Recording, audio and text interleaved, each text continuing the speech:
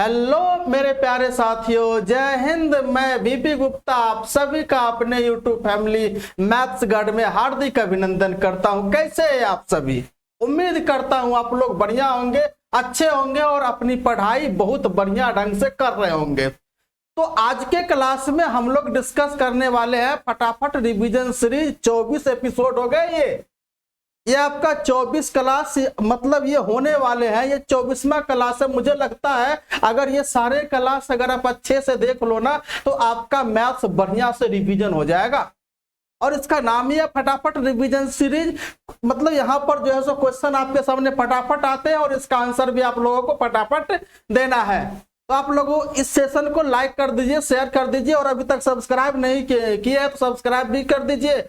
और पीडीएफ चाहिए तो उसके लिए हमारे Telegram channel maths guide official को ज्वाइन कर लेना।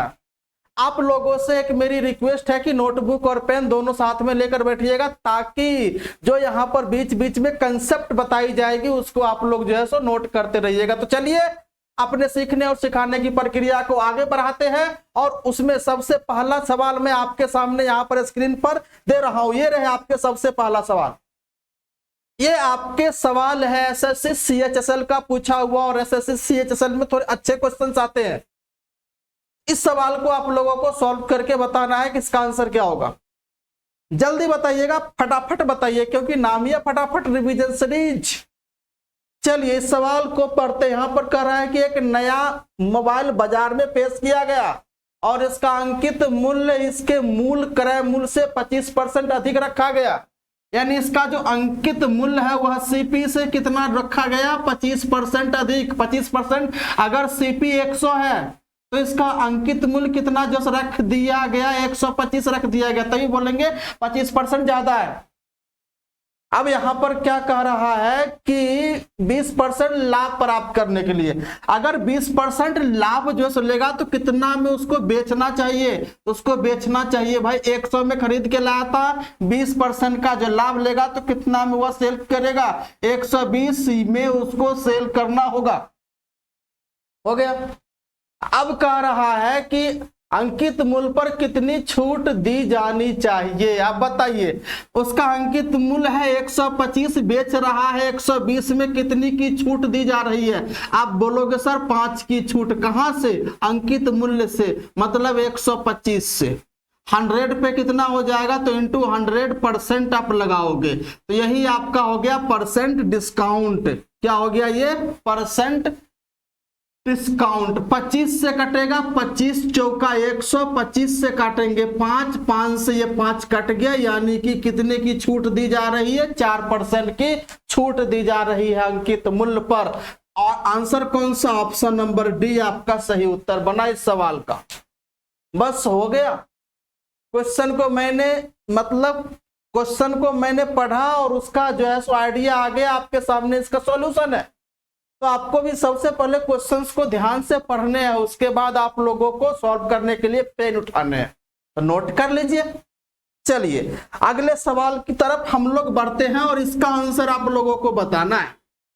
इसका आंसर क्या होगा जल्दी से बताना है, फटाफट बताना है, जल्दी से आप लोगों को बताना है इसका आंसर क्या होगा। पहले सवाल को पढ़िए ध्यान से।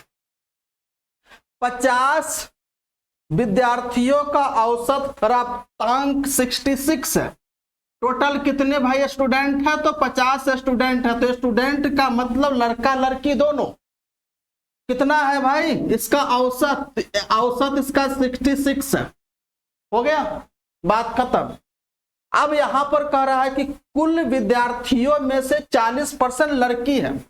अगर जो है सो लड़की की बात करें तो लड़की कितना है? तो यानी टोटल विद्यार्थी 50 है, तो 50 का 40% 20 क्या है? गर्ल है। 20 जैसे लड़की है और इसका जो उसके बाद मतलब एवरेज। अच्छा अगर ये 20 लड़की होगा तो लड़का कितना होगा भाई? तो यानी लड़का हो जाएगा 30। चलिए हो गया, बात खत्म है। अब यहां पर क्या कह रहा है कि शेष लड़कों का औसत प्राप्तांक लड़कियों की तुलना में 20% कम है। यानी लड़कों का जो औसत प्राप्तांक है वह लड़कियों की तुलना में 20% कम है। कि अगर मैं बोलूं 20% का मान 1/5, अगर लड़की का 5 है तो लड़का का कितना हो जाएगा, 4 हो जाएगा रेशियो में। तो अगर इसको रेशियो से नंबर बनाओगे तो ये आपका हो गया कितना, 5x और ये 4x। अब यहां देखो एवरेज प्राप्तांक अगर इसका 5x है तो 4 है, इससे कितना कम है, 1 कम है, 5 से 20% कम है, हो गया।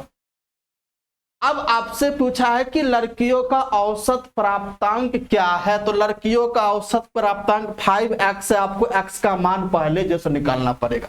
तो इसके लिए करना क्या है ना, आप इन दोनों का रेशियो बना लो, 2 से ये कट गया 2। तो अगर मैं आपसे बोलो कि लड़कियों का टोटल प्राप्तांक कितना, तो 5 दूना 10x टोटल प्राप्तांक। लड़कों का टोटल प्राप्तांक कितना हो गया, तो 4 थी या 12x, ये हो गया लड़कों का टोटल, मतलब जो है सो यानी प्राप्तांक टोटल मार्क्स कितने जैसे लड़कों का, तो 5 का। और ये आपका आ गया औसत। औसत किसके बराबर है, तो भाई 66 के बराबर, बस हो गया।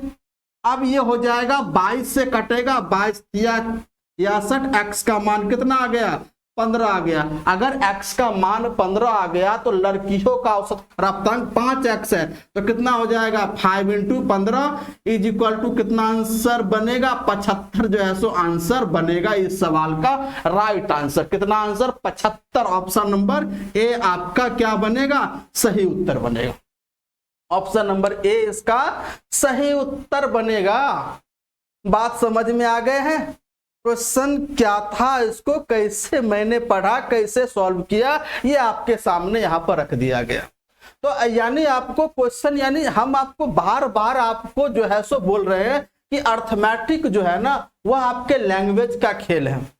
लैंग्वेज को समझना होगा, आप जिस लैंग्वेज में आप क्वेश्चन सॉल्व कर रहे हैं उस लैंग्वेज को समझना होगा आपको। अगर समझने के बाद उसके बाद उसमें कौन सा अप्रोच आपको जैसे लगाना, ये भी आपको सोचना पड़ेगा। तो इसके ये आपको पूरा कंसेप्ट पता होना चाहिए। नहीं पता है तो हमारे साथ रिवीजन कीजिए, धीरे धीरे कंसेप्ट भी डेवलप आपका हो जाएगा।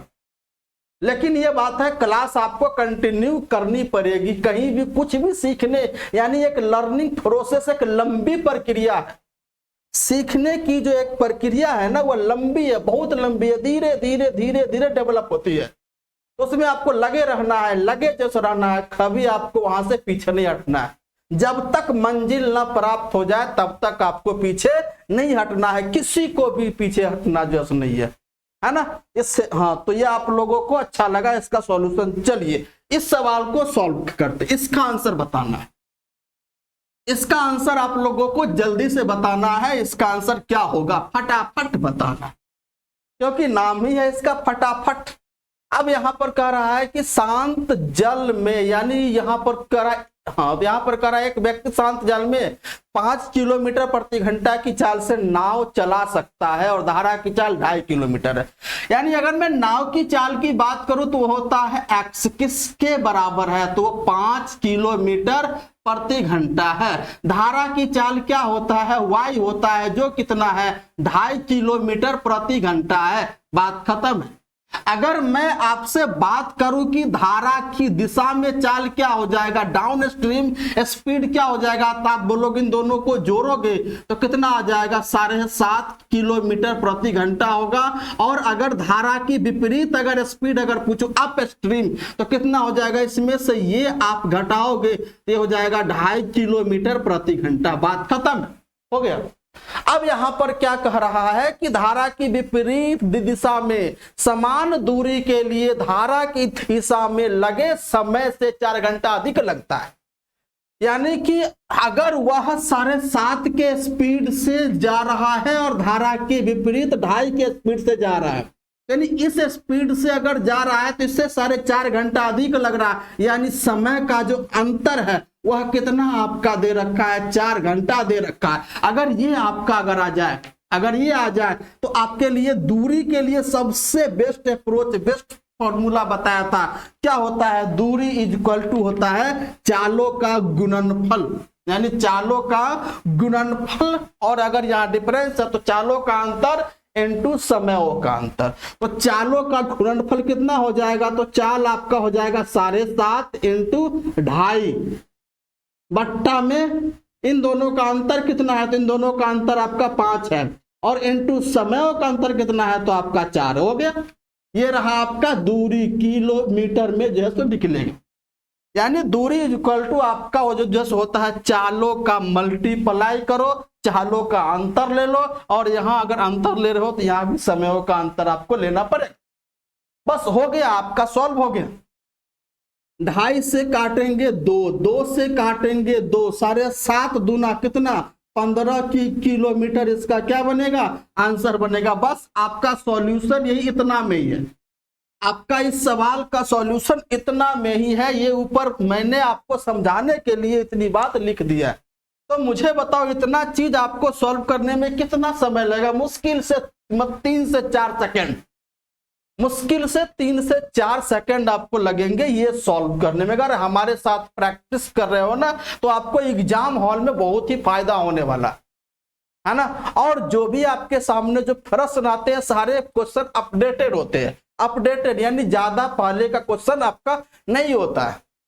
इस बात की आपको गारंटी हम जो है ले रहे हैं कि कंटेंट में कोई आपको कमी नहीं होने देंगे, कंटेंट आपको अपडेटेड मिलेंगे, है ना। और इसका सॉल्यूशन भी क्या है, one of the best solution भी आपको यहां पर मिलने वाला। तो ये बात आप लोगों को समझ में आनी चाहिए। चलिए अगला सवाल, इस सवाल को आप लोगों को सॉल्व करना, इसका सॉल्यूशन मुझे बताना है क्या होगा।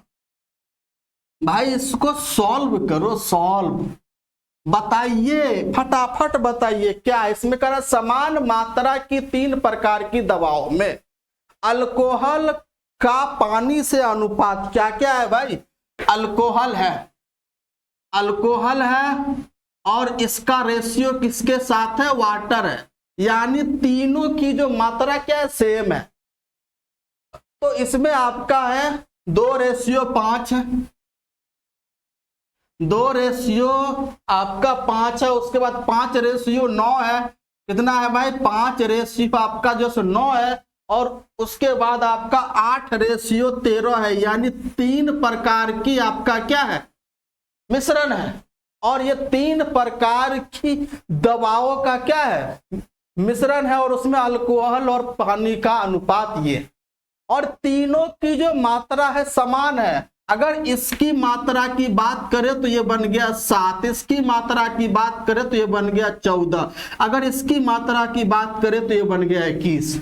लेकिन क्या यह तीनों की मात्रा इक्वल है? नहीं है, इक्वल नहीं है, तो आपको इक्वल बनाना पड़ेगा।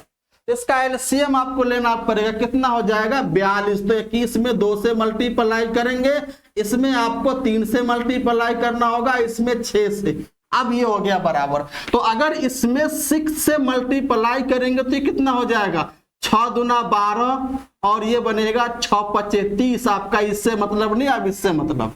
अब इसमें आपको 3 से मल्टीप्लाई करना है, तो 5 तिया 15 और ये 9 तिया 27। अब इसमें 2 से, तो 8 दूना 16 और ये 13 दूना 26। अब इन सबको एक चौथे बर्तन में डाल दिया जाता है। अब इन सब की जो है सो इन तीनों औषधियों की समान मात्रा में मिलाई जाती है। मिलाने के बाद उसमें अल्कोहल पानी की मात्रा क्या होगा, अब इस तीनों की मात्रा क्या होगा, इक्वल हो गया। अगर तीनों की मात्रा इक्वल अगर हुआ तो अल्कोहल अल्कोहल के साथ और पानी पानी के साथ मिल जाएगा। ये हो जाएगा 12 15 27, और 27 और 16 7 6 13 कितना बनेगा 43। ओके, और ये कितना हो जाएगा 7 6 13, 4 2 6 2 8, यानी 43:83 आपका आंसर हो जाएगा। ऑप्शन नंबर कौन सा, बी इसका सही उत्तर बने। इस सवाल का राइट आंसर बी आपका क्या हुआ, सही उत्तर हो गया। इस सवाल का right answer of the B is the right answer. बात समझ में आ गया होगा। बस क्वेश्चन को आपको समझना है, क्या कह रहा है, समान मात्रा कह रहा है तो समान करना होगा।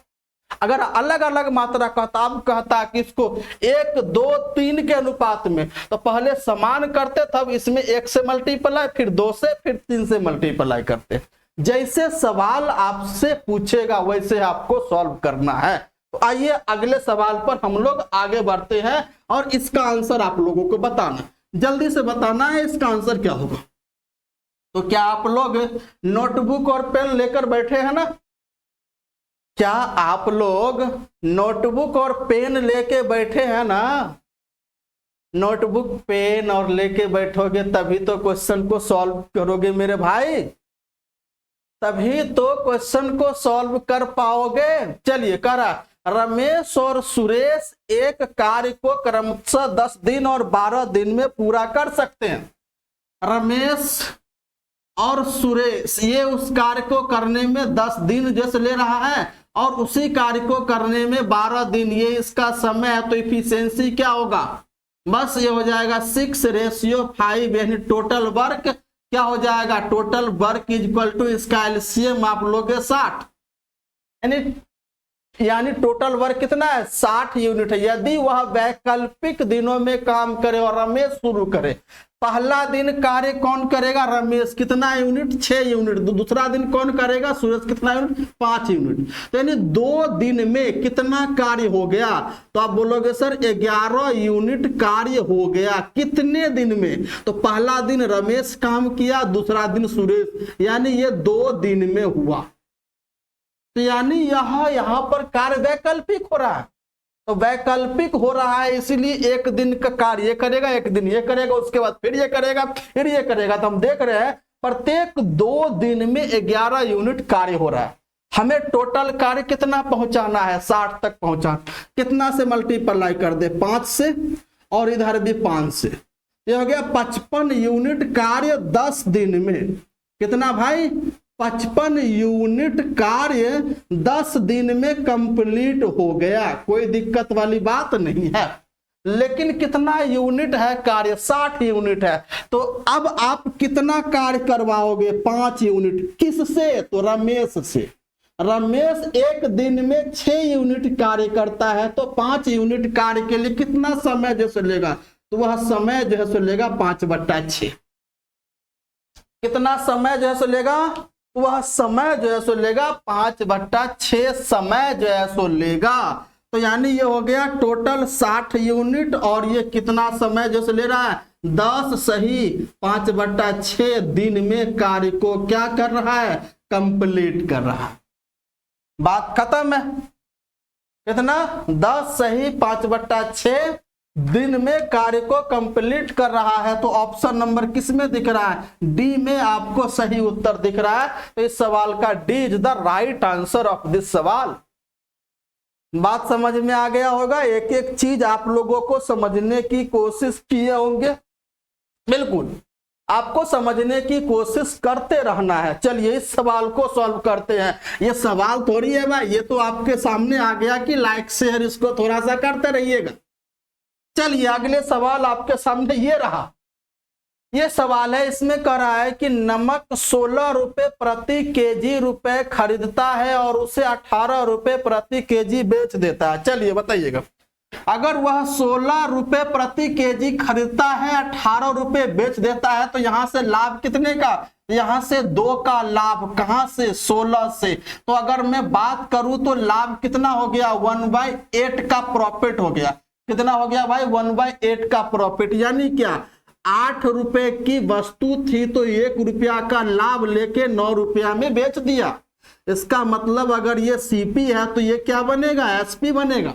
चलिए तो यहां से उसका जो है सो एक जैसे लाभ हो गया।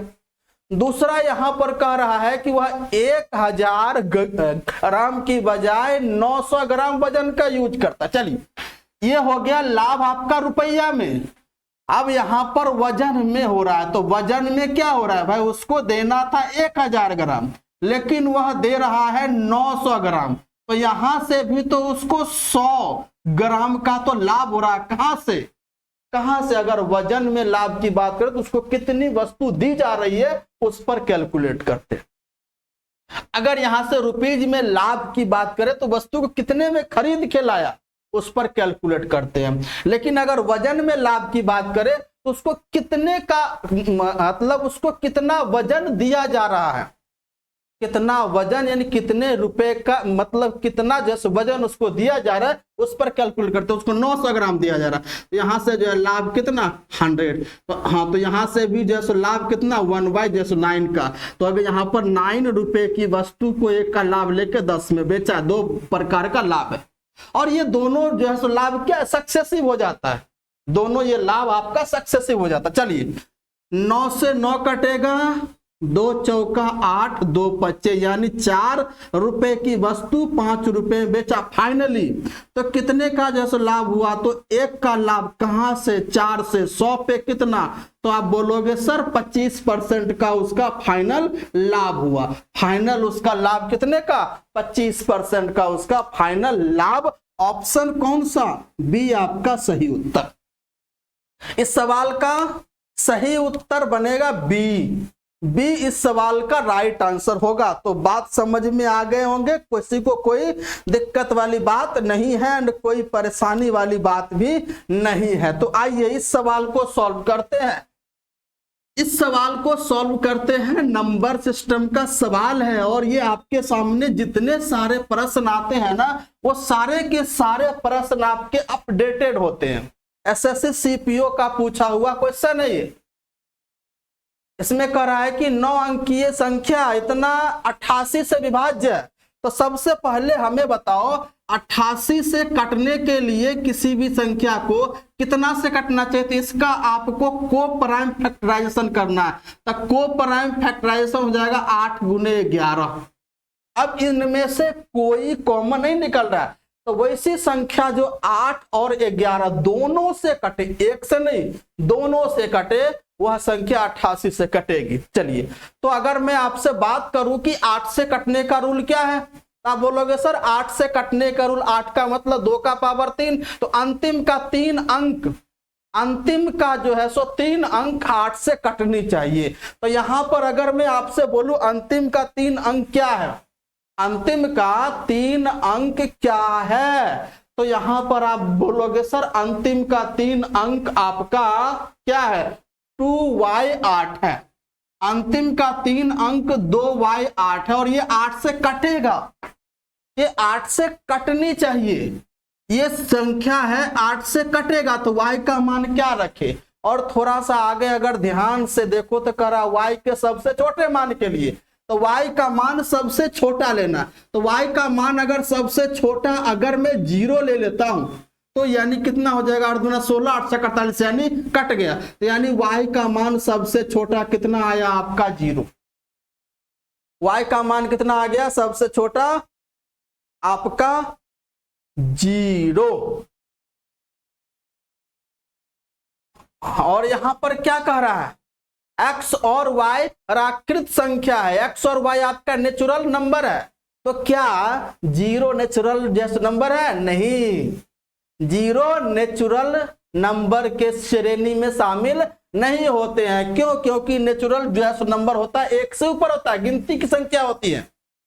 तो आपका यहां पर आप 0 नहीं जैसे लोगे, अगला क्या हो जाएगा 4, तो 8 × 24 ये यानी आपका हो जाएगा यहां पर 4। तो अब y का मान 0 नहीं हो सकता। क्यों नहीं हो सकता, क्योंकि y का मान यहां पर नेचुरल नंबर होनी चाहिए, प्राकृत संख्या होनी चाहिए। प्राकृत संख्या का मतलब नेचुरल, जो संख्या 1 या 1 से ऊपर होगी उसी को हम लोग बोलते हैं नेचुरल नंबर, प्राकृत संख्या। बात समझ में आ गया। तो y का सबसे छोटा मान कितना आ जाएगा, आपका आ जाएगा यहाँ पे 4। अब आपका संख्या क्या है 97 x 45 62। चलिए 97 x 45 62, उसके बाद y8, उसके बाद है y8। तो आपने y का मान यहां पर जैसे निकाला कितना, तो y का मान हमने यहां पर जैसे निकाला है 4, तो रख दो यहां पे 4।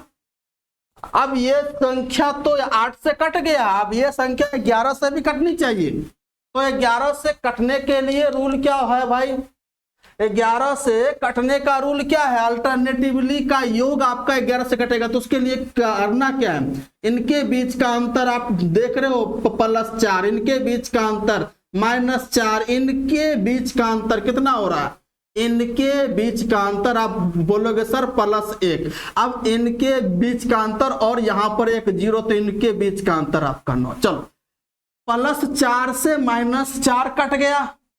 अब आपका यहां पर कितना वो जैसे हुआ भाई, तो ये हो गया आपका +10, ये हो गया +10। अब x में से हमको 7 घटाएंगे, तो क्या घटाएंगे कि यहां पर ऐसा क्या रखूं कि वो संख्या या तो आपका वो संख्या 11 से कट जाए। तो अगर जो है सो यहां पर +1 अगर मैं जैसे रखूं तो वो संख्या आपका 10 और +1 11 से कट रहा है। अगर यहां पे +1 जैसे रखेंगे तो 9 1 10 1 11 से आपका कट रहा, तो +1 जैसे रखने के लिए आपको x में से 7 घटाएंगे तो +1 आएगा। तो x का मान कितना आएगा भाई 8 आएगा। x का मान कितना आएगा आपका 8 आएगा। और अब आपसे पूछा क्या है, x² + y² का मान, x का मान 8 का स्क्वायर और y का मान 4 का स्क्वायर, ये बनेगा 64 + 16 = क्या बनेगा 80। आपके सवाल का सही उत्तर कितना होगा, इस सवाल का सही उत्तर 80, ऑप्शन नंबर सी आपका राइट आंसर बन रहा है, सी फॉर कैट। ठीक है, बात समझ में आ रहे हैं? बिल्कुल आ रहे होंगे। किसी को कोई समस्या, कोई दिक्कत वाली बात नहीं, कोई परेशानी वाली बात नहीं। चलिए आगे बढ़े, चलिए आगे बढ़ रहे हैं और इस सवाल को सॉल्व करिए। जल्दी से बताइए इसका आंसर। ये सवाल है, इसका आंसर आप लोगों को बताने के लिए आप लोग नोटबुक और पेन रखना होगा ना, और नहीं भी रखे हो तो इसका कंसेप्ट पता होनी चाहिए ना। कह रहा है 2 वृत्त एक दूसरे से बाह्य रूप से स्पर्श करता है। चलिए अगर मैं बात कर लूं, ये रहा एक सर्कल, ये रहा और एक दूसरा सर्कल ये रहा, बाह्य रूप से स्पर्श करता है, यहां पे बाह्य रूप से स्पर्श कर रहा है। और यहां पर कर रहा है केंद्र ए वाले पहले वृत्त की त्रिज्या 18, इसकी रेडियस 18, यानी अगर इसकी रेडियस अगर मैं आपसे बात करूं तो R1 = 18 और इसकी रेडियस अगर मैं बात करूं R2 = 8 सेंटीमीटर दे रखा है। तो आपको कह रहा है कि उनकी उभयनिष्ठ स्पर्श रेखा CD की लंबाई, तो इसकी उभयनिष्ठ स्पर्श रेखा अगर यहां से यहां अगर मैं खींचूं तो ये हो गया, यहां रहा आपका CD की लंबाई। यह स्पर्श रेखा की लंबाई आपका होता क्या है कि जब 2 सर्कल एक दूसरे को बाहर से स्पर्श करता है, जब 2 सर्कल एक दूसरे को बाहर से स्पर्श करता है तो उन दोनों से बनने वाला जो स्पर्श रेखा की जो लंबाई होगी यानी CD की जो लंबाई होगी वह कितना होता है 2√R1 × R2। कब? जब 2 सर्कल एक दूसरे को किसी एक बिंदु पर बाह्य रूप से स्पर्श करता है तो स्पर्श रेखा की जो लंबाई होगी वह कितना होता है 2 × R1 × R2, √R1 × R2 के बराबर। चलिए 2 R1 का मान भाई इसका 18 और इसका R2 का मान कितना हो गया 8, 2 और × 18 144। अब देखो 2 और 144 का वर्गमूल 12, 12 दूना कितना बनेगा 24 सेंटीमीटर। क्या बन रहा है इसका राइट आंसर? इसका राइट आंसर 24 सेंटीमीटर। इसमें आपका कंसेप्ट लगा क्या? जब 2 सर्कल एक दूसरे को बाह्य रूप से स्पर्श करती है तो उनके बीच अनुस्पर्श यानी स्पर्श रेखा की जो लंबाई होती है वह किसके बराबर होती है? तो वह होती है 2 × √R1 × R2 के बराबर होती है। तो यानी इस बात को आप लोगों को याद रखना है। ये अगर ये याद है तो क्वेश्चन आपके लिए क्या है भाई? कुछ नहीं है, हलवा है। क्वेश्चन आपके लिए कुछ नहीं है, हलवा है। चलिए इस सवाल को सॉल्व करिए। इसका आंसर आप लोगों को बताना है। इस सवाल को पहले ध्यान से पढ़िए, पहले आप सवाल को ध्यान से पढ़िए क्या कहना चाह रहा है। पहले पूरा सवाल को पढ़िएगा, उसके बाद इसको सॉल्व करने की कोशिश कीजिएगा। पूरा पढ़िएगा। इसमें कह रहा है कि 2 रेलगाड़ी है और उसकी स्पीड 80 किलोमीटर प्रति घंटा और 120 किलोमीटर प्रति घंटा और दोनों 500 किलोमीटर की दूरी पर, ठीक है। और यह एक दूसरे के आमने सामने है, यानी एक इधर है तो एक इधर है, एक दूसरे के आमने सामने ऐसे आएगी। अब कह रहा है एक दूसरे को पार करने से 10 मिनट पहले उनके बीच की दूरी क्या होगा? यानी अगर वह रेलगाड़ी एक दूसरे को जिस समय पार करेगी उससे 10 मिनट पहले दूरी कितनी होगी? तो अगर वह एक दूसरे को पार करेगी तो रिलेटिव स्पीड से, रिलेटिव स्पीड इसका होगा क्या? होगा क्या? क्योंकि दोनों का डायरेक्शन अपोजिट है, एक दूसरे के सामने है, तो रिलेटिव स्पीड जुट जाएगा। तो उसके बाद वह किस स्पीड से पार करेगी? तो 80 प्लस 120 यानी 200 के स्पीड से एक दूसरे की तरफ आ रही है, और कह रहा है कि एक दूसरे की तरफ आने में उसको वह 10 मिनट पहले एक दूसरे के बीच की दूरी कितनी होगी? यानी अगर 200 के स्पीड से 10 मिनट में जो दूरी होगा वही तो एक दूसरे के बीच की दूरी होगी। इसमें 500 किलोमीटर की आवश्यकता भी जैसे नहीं है।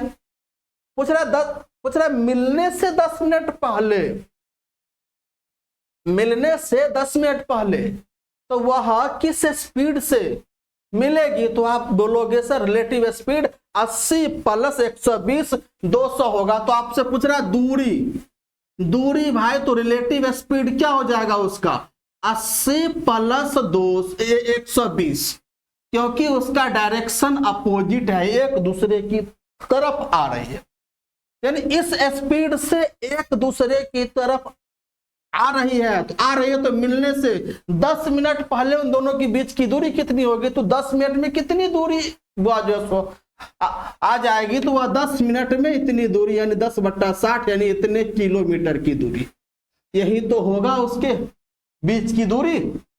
चलिए ये हो गया 200 और 1 0 से कट गया और ये बट्टा 60 किलोमीटर, बट्टा आपका होगा 6, तो ये आपका हो जाएगा 100/3 किलोमीटर, मतलब 33.33 किलोमीटर होगा 10 मिनट पहले। मिलने से 10 मिनट पहले उसकी दूरी 33.3 किलोमीटर, मिलने या एक दूसरे से पार करने से पहले। तो कौन सा आंसर होगा? ऑप्शन नंबर डी इस सवाल का सही उत्तर। D is the right answer of this सवाल, ऑफ दिस क्वेश्चन। बात समझ में आ गए होंगे? किसी को कोई समस्या? चलिए अगले सवाल की तरफ देखते हैं इसका आंसर। चलिए बहुत बढ़िया सवाल है भाई, मस्त सवाल है, इसमें कुछ नहीं किया है। थोड़ा सा आप देख रहे हो क्वेश्चन को, पहले ध्यान से देखिए, पहले क्वेश्चन को ध्यान से देखिए। क्या है इसमें? कुछ नहीं किया है, केवल कोएफिशिएंट चेंज कर दिया है और उसको साइन बदल दिया है। अगर हम इसका एक कंसेप्ट की बात करें कि अगर ए पहले क्या है, पहले कॉस लो या साइन, बात खत्म। अगर मैं बोलूं ए कॉस थीटा प्लस में बी साइन थीटा बराबर अगर एक्स है ना, तो अगर इसी में अगर मैं बात करूं इसका कोएफिशिएंट आप जो है सो बदल दो, तो इसको उठा के यहां रख दो, इसको उठा के, तो अगर मैं बोलूं बी कॉस थीटा और ये साइन प्लस से माइनस ए साइन थीटा, अगर ये बराबर वाई, अगर ऐसा है तो इसको हम डायरेक्ट यहां पर जो लिखेंगे ए का स्क्वायर प्लस बी का स्क्वायर बराबर एक्स का स्क्वायर प्लस वाई स्क्वायर। ये रिजल्ट आपका होता है, ये रिजल्ट आपका होता है, ये रिजल्ट आपका यहां पर होगा। अगर इस सवाल में आप देखो तो ए का मान यहां पर है 4 और बी का मान है 3, यही तो है। अगर इससे कंपेयर आपका सवाल किया हुआ है वहां पर आप अगर देखो तो ए का मान 4 है, बी का मान है 3 है, तो आपसे क्या पूछा है? पूछा है X square plus Y square is equal to क्या? तो आपका A square plus B square, A का मान है 4 का स्क्वायर प्लस बी का मान है कितना? 3 का स्क्वायर, तो आपका हो जाएगा X square plus Y square बराबर कितना? 25 आपका क्या बनेगा इस सवाल का सही उत्तर। ये रहा आपका कंसेप्ट, इस चीज को आपको हमेशा याद रखना है, कोएफिशिएंट चेंज मेथड। तो यानी ऑप्शन नंबर कौन सा? ए आपका सही उत्तर बना। इस सवाल का right answer option number A आपका सही बना। तो यहां तक किसी को दिक्कत बात समझ में आ गया होगा, कोई परेशानी आप लोगों को नहीं हुई होगी, एक एक क्वेश्चन को आप लोगों ने बखूबी समझे होंगे, बखूबी समझे होंगे, है ना। और हमने आपको पूरे बेस्ट अप्रोच आपके सामने रखने की कोशिश की है। तो आप लोगों से यही उम्मीद है, ये सेशन को ज्यादा से ज्यादा लोगों तक पहुंचाने की कोशिश कीजिएगा। अगर अच्छा तो लगेगा ही भाई, क्योंकि आपके सामने कंटेंट पर मेहनत होती है और ये कंटेंट आपके लिए अपडेटेड कंटेंट आते हैं। तो इसको लाइक शेयर सब्सक्राइब जरूर कीजिएगा। और पीडीएफ के लिए हमारे Telegram channel maths guard official को ज्वाइन कर लीजिएगा, और पीडीएफ के साथ साथ अन्य जानकारी भी वहां पर साझा किए जाते हैं। तो हमें उम्मीद है कि ये सेशन आप लोगों को बहुत अच्छा जो लगा होगा। तो चलिए, एक नई जोश, एक नई उमंग, एक नए उत्साह, एक नए ऊर्जा के साथ मिलते हैं अगली क्लास में। तब तक के लिए जय हिंद, जय भारत।